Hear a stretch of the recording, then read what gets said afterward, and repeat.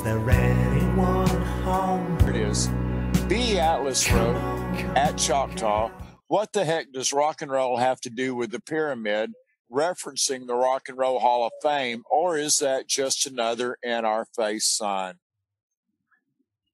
I'm not sure what the origin of the pyramid, the motivation to build the pyramid was at the Rock and Roll Hall of Fame. I've seen the Rock and Roll Hall of Fame from the interstate up through Cleveland. And the only thing that I would put out there is the longest selling album ever on the charts, ever. The top 100, and it was in the top 100 for the longest in history. As a matter of fact, it only came off the charts, I think, maybe 3 or 4 years ago, was Pink Floyd's Dark Side of the Moon album. And I have always kind of conjectured and took that the reason that they built the Rock and Roll Hall of Fame with the pyramid was, and though the Rock and Roll Hall of Fame has been around for a few years, well, so has Pink Floyd's Dark Side of the Moon since, 73, I believe, and 73 or 74. The only thing I would think is if I don't want to like go and take a look at it from the dark side, take a look at it from, the music rock and roll side, that basically the pyramid represents the hottest selling album, longest selling album in history. So anyway, that's my take on it. Well, I would let you have that take, but for I think we've seen a lot of incremental creeping in with all these artists and musicians of communism and and I expect that rebuttal. I mean, I truly do. But I'm just going on the Rock and Roll Hall of Fame. I'm just going to take like a casual stance on it and go, it's got to be Pink Floyd and Dark Side of the Moon. Well, that is the gentle. I think there's a lot deeper truth there, as far as twisting people's minds and getting you used to seeing images. And yeah, I've seen some things through the years that I've started to go, I thought it was innocent. I don't believe that anymore. I think it was done very intentionally.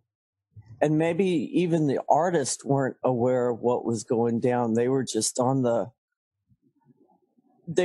train, they were on board with whatever because they wanted to make the money.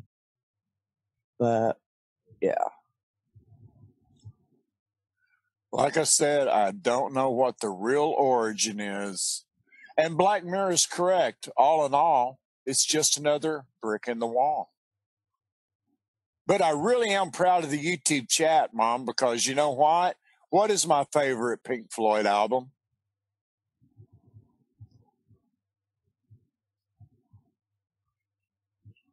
Animals. Thank you very much. Look at all the people talking in the YouTube chat room about Animals.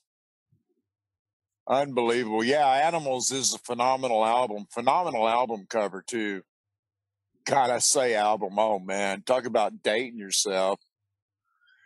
Big Dog says, Choctaw go with Ancestral's take.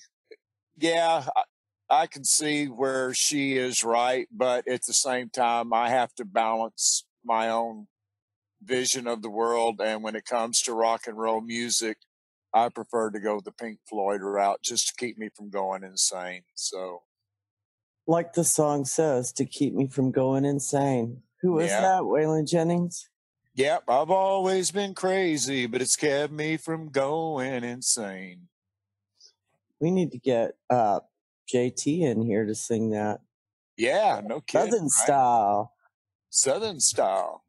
Okay, chat room. Somebody wanted Last Scout's channel. I'll get it for them. I put it in there. Already did it. Thank you, dear. You sure you got the right one? Pam posted it up on the front of their page one day and had the wrong one on one that I was experimenting with. I went to your page, honey. All right. I mean, I don't know. You better click on it and find out, No, I trust you. They'll come back and I let us picked the know. one at the top of the list that said Last Scout Radio. Is that the right Oh, one? Yoda is testing me. He writes at Last Scout Radio, if you had to recommend one Pink Floyd song to someone that has never listened to one, what would it be? Boy, probably Shine On You Crazy Diamond. That would be the one that I would go with for an introductory song to Pink Floyd. And the reason being is because there is so much meaning to that song, the background to that song, who it's written about, what the song is about. I'm getting goosebumps just sitting here thinking about it. Yeah, that would be the one that I would pick. And I'd also pick that video that you showed me a few years ago. Oh, the one I showed you? Yes, I By love the way, that. I want you to know that I believe Lulu totally agrees with you. She picked the same one. Oh, wow. Very cool. Thanks, Miss Lulu. I knew you were a smart girl. What about you, YouTube? What would you pick to be the Pink Floyd song? A Patriot picked Pigs. Yep, saw that. TJ says another brick in the wall. Yeah, hey, teachers, leave those kids alone. I don't think that's what they were thinking about when they wrote it, but now it totally applies, doesn't it? Candace Wagner says, I love Wish You Were Here and Shine On You Crazy Diamond too. Yes. Both great songs. Yep. They Absolutely. are. Let's see. Truly, is it? Yeah, Truly. Sorry, my glasses weren't all right. Comfortably Numb. Us and Them by Charles Barrett. That's a good one. Brick in the Wall by Peaches McBee. Brick in the Wall by Blue Sparrow. Jill Sparkles, Breathe. Yeah. All great songs. No kidding.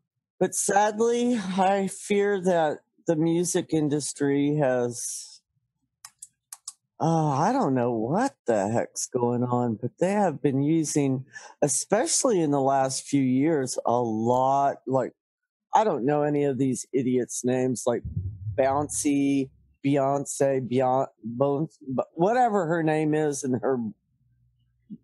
You know, she was really cute in Austin Powers and turned out to be a complete freak.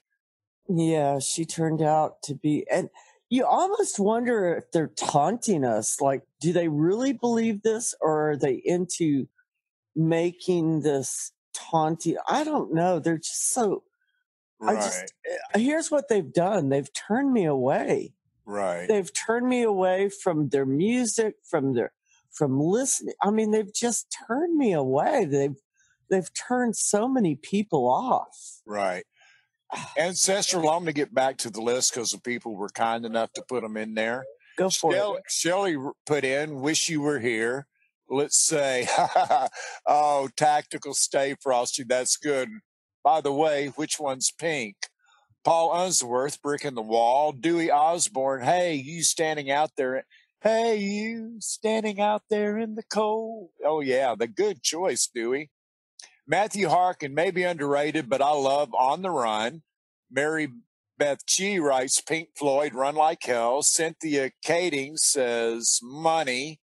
And let's see, KSJW and all that stuff that goes behind it says Time. Echoes by Alan Kay. R. Brill says Money. Dudley K says, I've met Roger Waters. I am friends with a friend of his who had nothing but great things to say about him. Wow. How about the title track from Animals? Yeah, the entire Animal.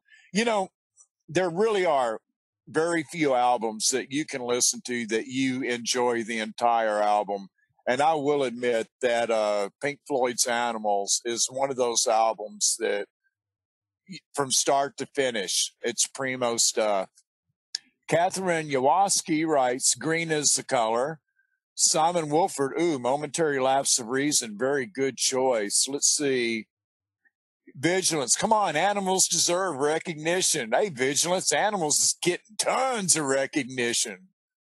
Okay, let's see. I don't know what Susie Odom had. Maybe you can check into it, Ancestral, but let's see. Who else? Dirty Sanchez.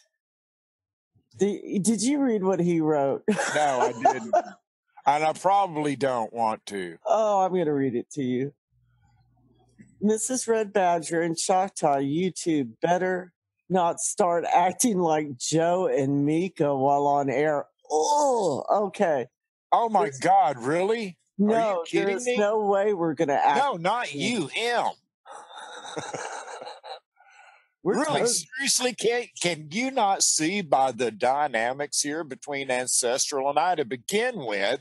We're not lefties. We're not retards. We can think for ourselves. We've served our country in every capacity imaginable.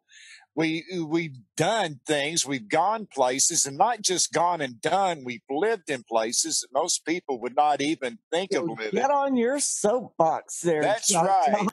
Hey, I'll get back to the Pink Floyd list here in a minute. I want to address this. So everybody take it out on Dirty that I'm not reading your Pink Floyd thing. See how this works, Dirty? Okay. Anyway, I'm having fun. Anyway. Oh, Lord, that's hilarious. I don't think you really have to worry about that, Dirty. I really don't. No, trust me. Oh, just the thought of that. Oh, makes me a little weak. Okay, back to my list. Get back to your list. Okay, let's see. Charles Barrett writes, ooh, what a name to have. That's a great name. Barrett? What are we talking about? Barrett. Pink Floyd? Yeah. Okay. Think on that while I read through the list. And then when you go, oh, my God. Okay, do you want me to spell it out for you, Sid Barrett? Oh, okay. Yes. Okay. Let's see. Going on down. Who else? The bass doctor writes, picks 3 different ones I love, playing it on my bass. All right. That's why you're the bass doctor. Let's see. Who else we got? A Big Tone Deaf by Dave-O. Let's see. Okay, what is it? Yeah, I was going to say, what? Okay, they're Luciferians. Yeah. Oh, Dirty Sanchez is just, he says his belly is hurting. He's laughing so much. I'm going to get you, Dirty. I thought I heard Lulu laughing in the background, and now she's posting. So I think I did hear Lulu laughing in the background. Clairvoyant wants me to tell Chad how much fun we had one Sunday morning by making up title songs that are already out there, but putting the word Q in them. Yeah, that was a lot of fun. That was really the first time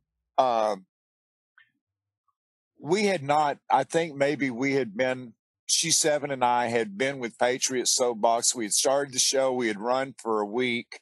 It was our first weekend, or a little less than a week. It was our first weekend.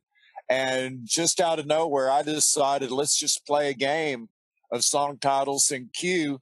And it was a big hit, and we haven't looked back. We just keep trying to come up with more stuff to keep the weekend edition of Patriots Soapbox AM interesting. Learning to Fly, great song, Lulu. No doubt about it. Okay. High Hopes, Stephanon, good one. Very good. All right. Dogs of War. Yeah, that's a pretty intense song. Down. Well, I can ease your pain, get you